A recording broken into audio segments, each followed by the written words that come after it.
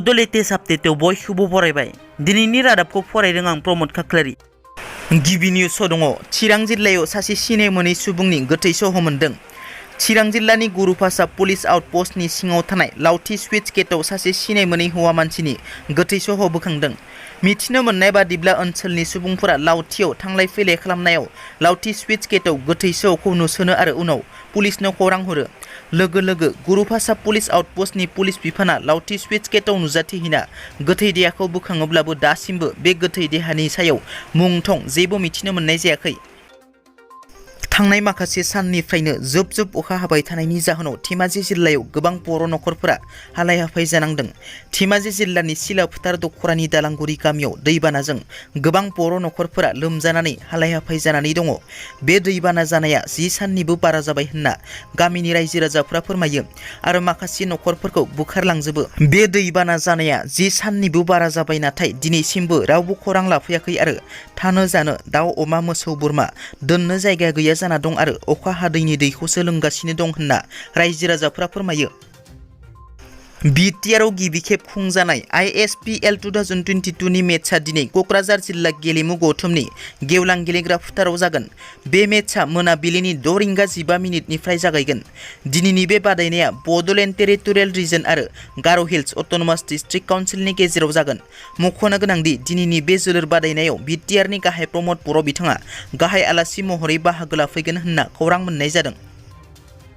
गुजरातआव खुंजानाय 36थि national games 2022 नि वुसु गेलेमु बादायनायाव बर'नि फिसा सानमा ब्रह्म आरो रंगिला दैमारि सानैबो रुफानि मेडेल मोननायनि उनाव बक्सिंआव अंकुसिता बर'आ फाइनालाव जायगा आवग्रिनो हायो।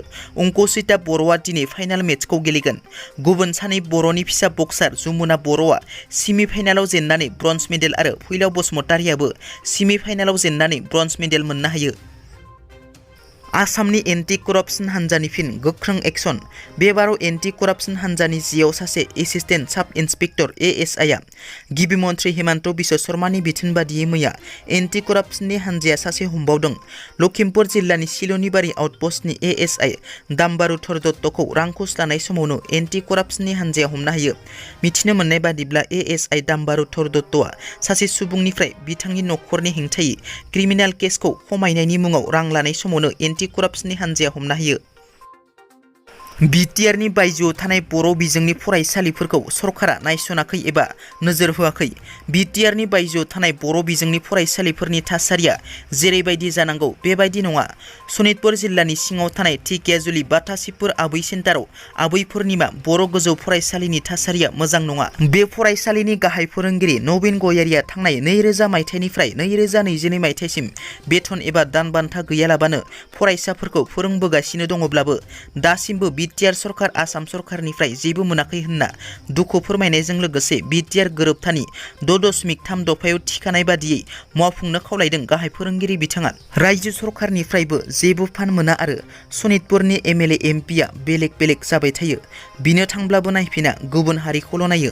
बेबायदि नासयजाबोबाय थादों। आसाम सरकारजोंबो लाफा जानो हायाखै आरो BTR सरकारजोंबो लाफा जानो हायाखै। जेरैखि जाया BTR जों 6.3 दफानि गेजेरजों सुफा जाथारनांगौ होनना फरायसालिनि फोरोंगिरिफोरा दाबि दिखाङो। दिनैनि रादाबा एसेनोसै। नोंथांमोना जुदि आंनि चेनेलखौ दासिमबो साबस्क्राइब खालामाखै, अन्नानै साबस्क्राइब खालाम। गोजोन्थों।